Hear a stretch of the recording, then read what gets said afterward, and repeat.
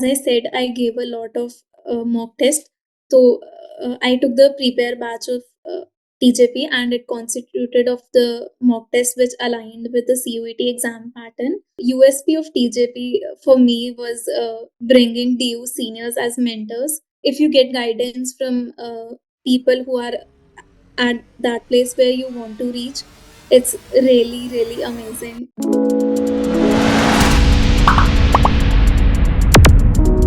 So, hey everyone, welcome to the Top 3 Stories, a series by the Journey Phase. And today we have Suhani, who has cracked Hindu College with 780 points in CUET.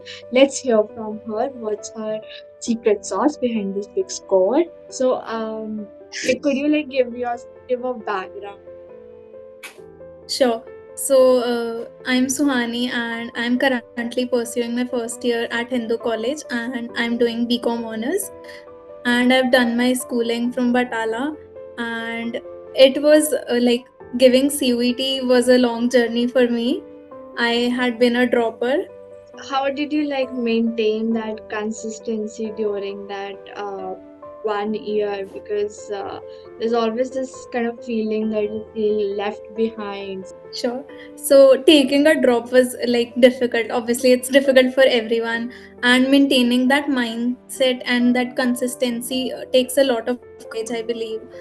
It was Which you had. difficult in the yes. So it was very difficult.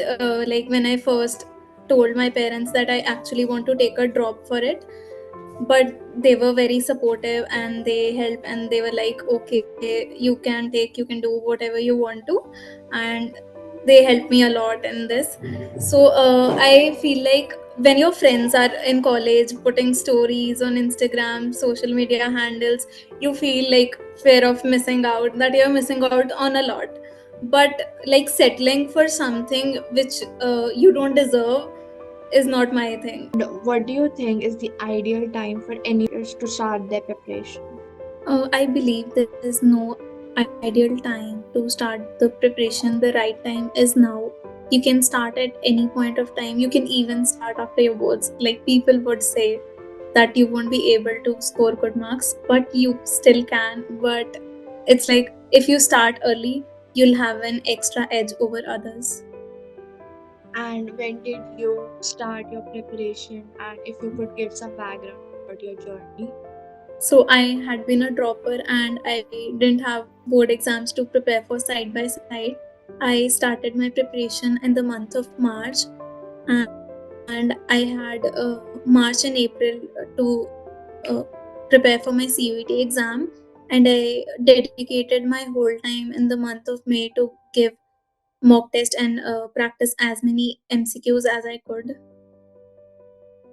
So it took you about what, 2-3 months to prepare for CUET? Two, 2.5 Two, months. two and a Yeah. half months. Got it. What kind of material did you use? So, talking about material, I wholly relied on NCRTs because they are also prescribed by NTA. So, they give an overall understanding of the all the concepts, and like cramming might help you in board exams, but you need like proper conceptual clarity when it comes to competitive exams. And exams like CUET needs like in-depth understanding, so NCRTs are the ones I refer to. And apart from that, I gave a lot of mock tests. Why did you choose the journey phase over any other coachings? I believe now a lot of coachings are already available for CUET, and how did journey phase help you? Okay, so as the thing, like the USP of TJP for me was bringing DU seniors as mentors. That was the best part, I believe, getting guidance from them. Like if you get guidance from people who are at that place where you want to reach, it's really, really amazing. You get to know a lot of things from them and learn. basically learning from people who have done that before and they are in a better position to guide you and exactly tell you where you got it. So, so Hani, so did you prepare for like any other entrance exams also during your Uh, CUET journey?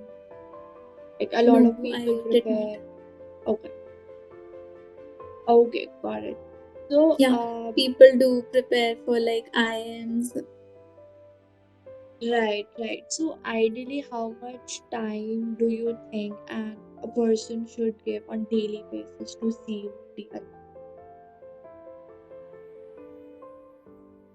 Just for CUET, I believe if you set aside 2 hours on a daily basis, like solving MCQs and doing like in-depth revisions of the NCRT, that would be more than enough.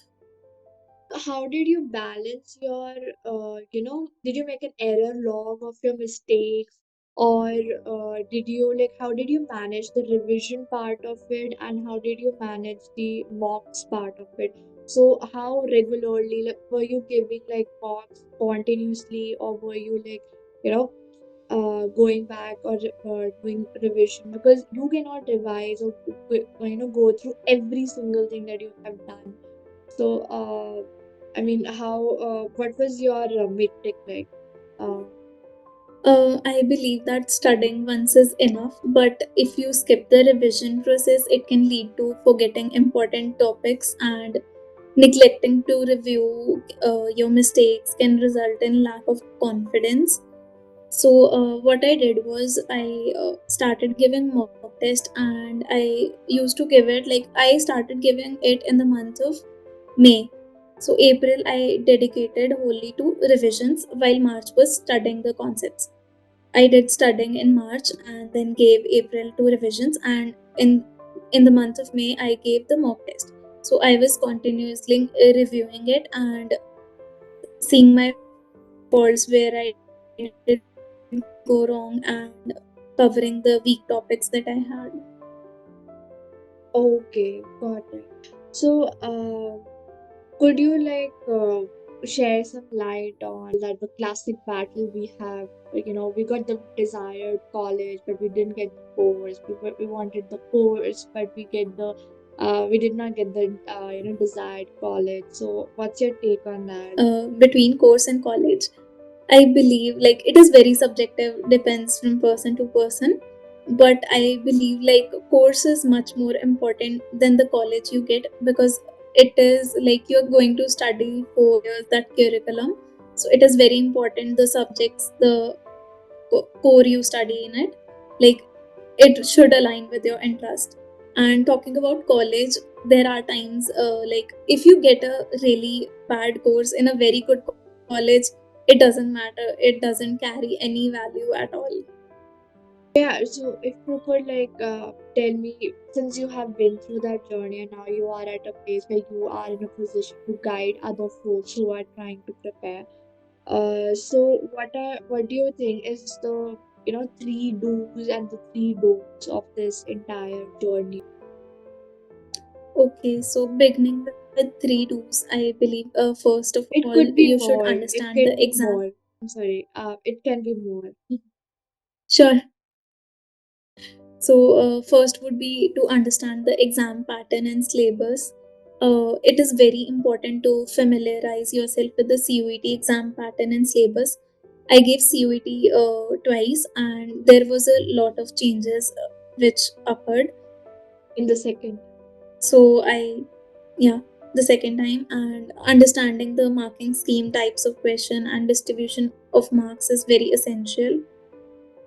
Second would be like to start early and plan regular study sessions.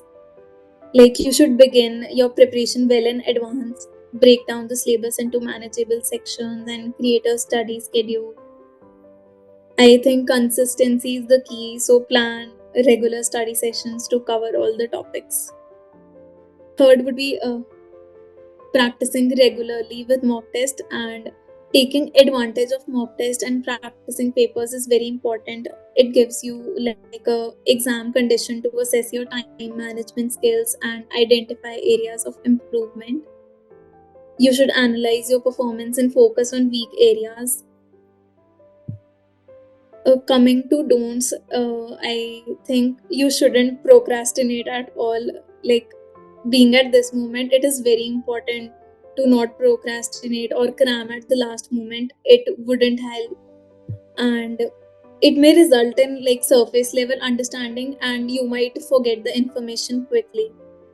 A consistent and gradual approach is more effective for long term retention of syllabus and stuff. And as I said earlier, also revision plays the key role.